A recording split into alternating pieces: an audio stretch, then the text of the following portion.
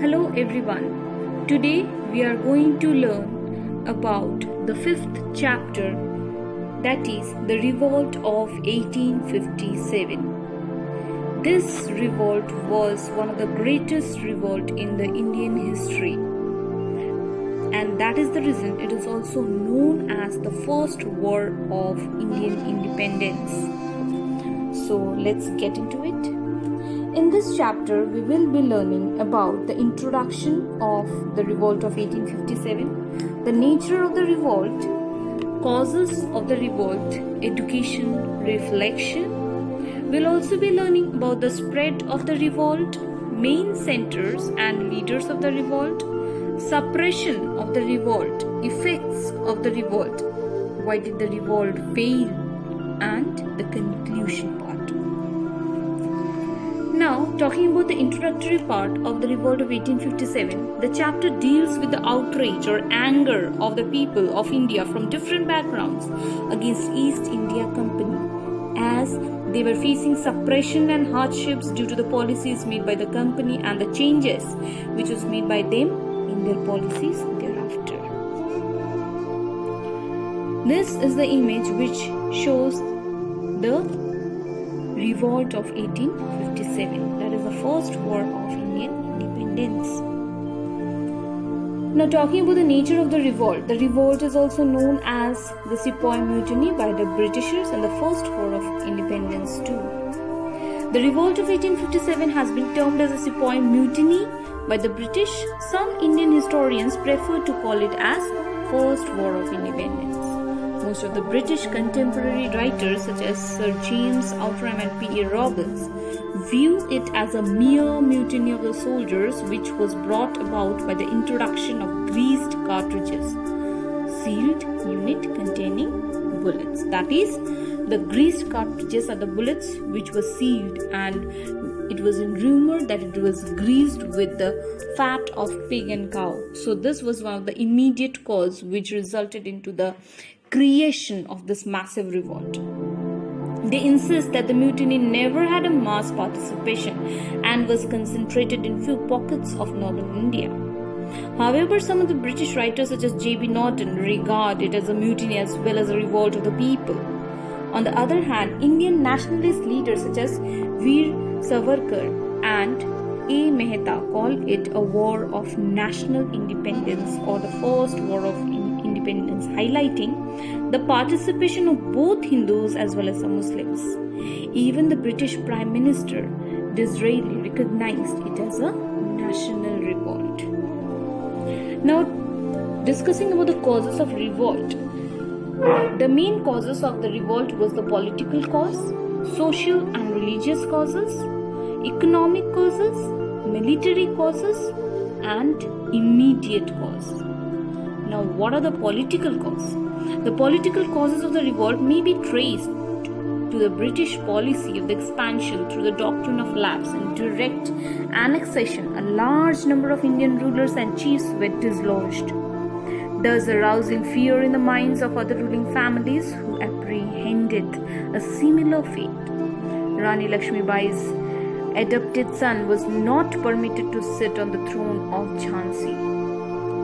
Satara, Nagpur and Jhansi were annexed under the doctrine of lapse. That is, if a king or a queen does not have his or her own child, then the throne will be going to the Britishers. So this is the doctrine of lapse. Jaipur, Sambalpur and Udaipur were also annexed. Other rulers feared that the annexation of the states was only a matter of time.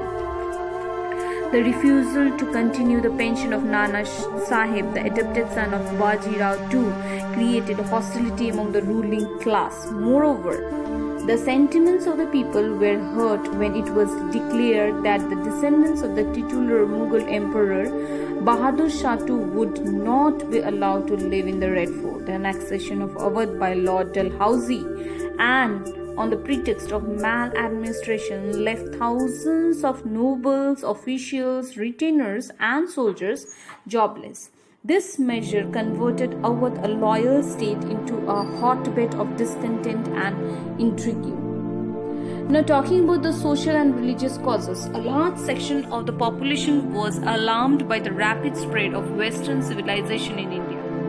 An act in 1850 changed the Hindu law of inheritance, enabling a Hindu who had converted into Christianity to inherit his ancestral properties. Besides, the missionaries were allowed to make conversions to Christianity all over India. The people were convinced that the government was planning to convert Indians to Christianity. The abolition of the practices like sati, female infanticide, and the legislation legalizing widow remarriage were threats to the established social structure. Even the introduction of the railways and telegraph was viewed with suspicion. So these were the major social and religious causes which triggered the revolt. Now, talking about the economic cause, in rural areas, peasants and zamindars resented the heavy taxes on land and the stringent methods of revenue collection, as we have seen in the tribal Dikus and the vision of a golden age. They were asked to pay huge amount of taxes.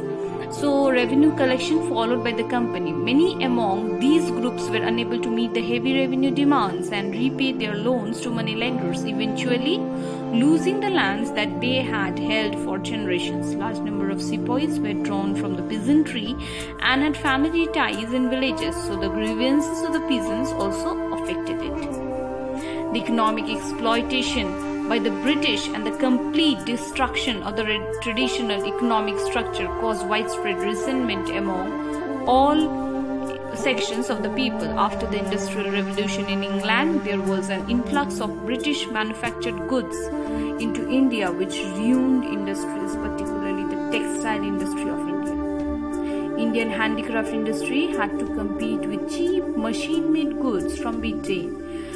India was transformed into a supplier of raw materials and a consumer of goods manufactured in Britain. All those people who previously depended on royal patronage for their livelihoods were rendered unemployed. So they bore a deep-seated grievance against the British. So these were the main economic cause which again led or triggered the people to start with the revolution.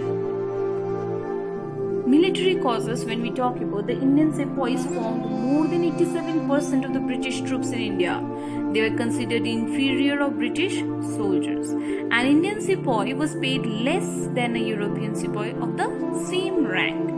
Besides, an Indian sepoy could not rise to a rank higher than that of a subedar. The extension of the British Empire in India had adversely affected the service conditions of Indian sepoys. They were required to serve in areas far away from their homes. The Bengal army was recruited from high caste communities in Awadh. They were not prepared to cross the ocean, that is, the Kala Pani, which was forbidden as per Hindu religious beliefs. They developed the suspicion that the government was trying to convert Indians to Christianity. After the annexation of Awadh, the Nawab's army was disbanded. These soldiers lost their means of livelihood. They became bitter enemies of the British, and hence they rose in revolt.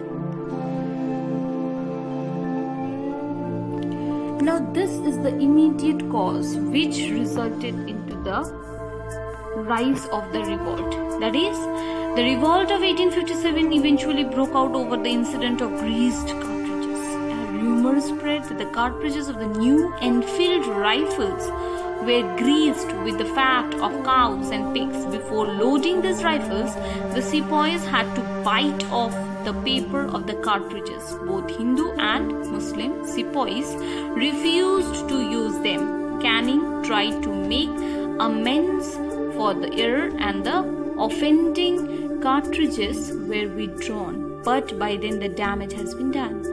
There were unrest in several places. In March 1857, Mangal Pandey, a sepoy in Barrackpur, had refused to use the cartridge and attacked his senior officers. He was hanged to death on 8th of April on 9th May. as 85 soldiers in Meerut refused to use the new rifle and were sentenced to 10 years of imprisonment. So this was the end of today's discussion.